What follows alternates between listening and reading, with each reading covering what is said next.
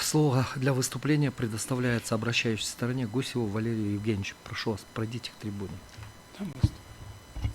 Да. Здравствуйте.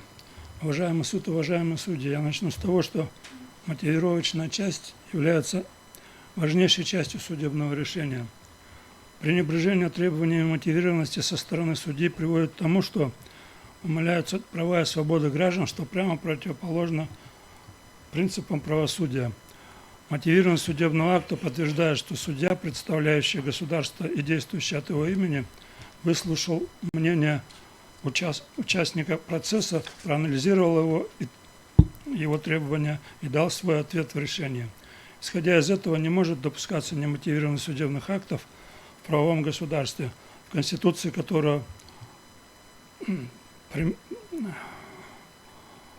применяется положение об уважении прав и свобод человека. Это влечет вывод судов из-под контроля юридических и социальных норм.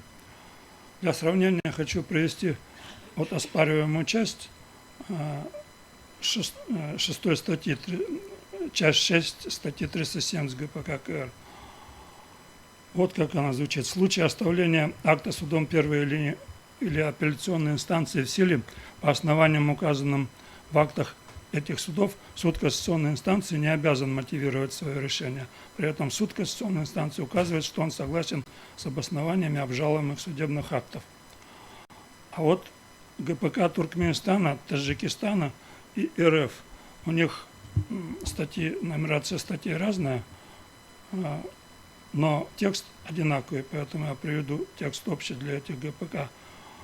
Там указано: при оставлении кассационной жалобы, кассационного представления без удовлетворения, суд обязан указать мотивы, по которым доводы жалобы представления отклоняются.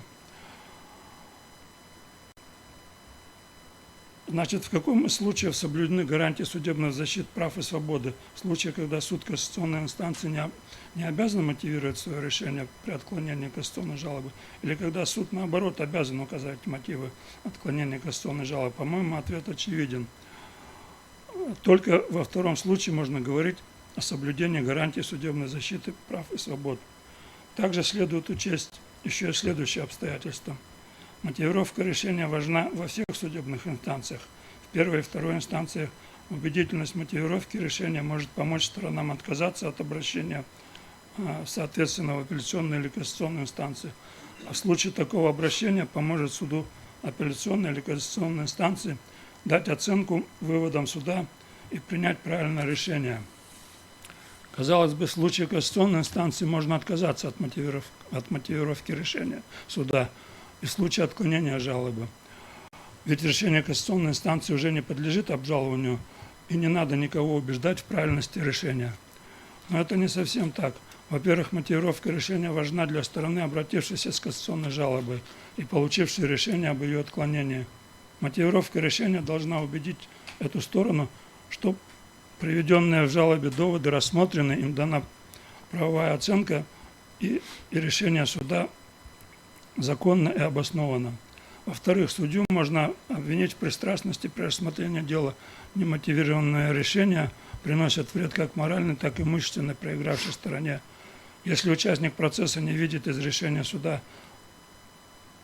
опровержения доводов, которые он приводил в кассации, возникает мнение о том, что судья не руководствовался законом, а имел иные соображения.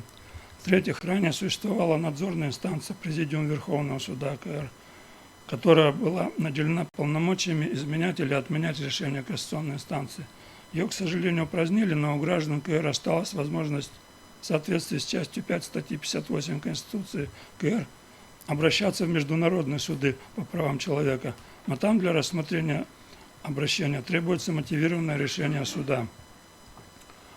Кыргызская республика постановлением ЖГРКУ Кенеша от 12 января 1994 года присоединилась к Международному пакту о гражданских и политических правах.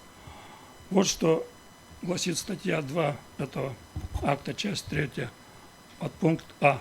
Обеспечить любому лицу права и свободы, которого признаваемые в настоящем пакте нарушены, эффективное средство правовой защиты, даже если это нарушение было совершено лицами, действующими в официальном качестве. И подпункт Б.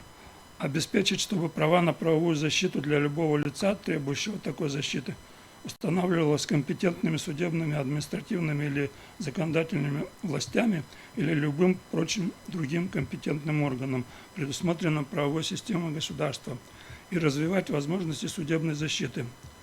Вряд ли можно назвать развитием возможностей судебной защиты продолжение применения оспариваемой нормы. И совсем не радует такая нестыковка, когда Конституция КР позволяет в случае необходимости обращаться в международные суды по правам человека, а отсутствие мотивировки решения в кассационной инстанции лишает такой возможности. Возникает некоторый правовой тупик. Есть основания для обжалования, но нет возможности это сделать. Поэтому прошу суд с полной ответственностью и вниманием отнестись к нашему ходатайству, к вопросу, поднятому в ходатайстве, и вынести законное обоснованное решение. У меня все. Всё.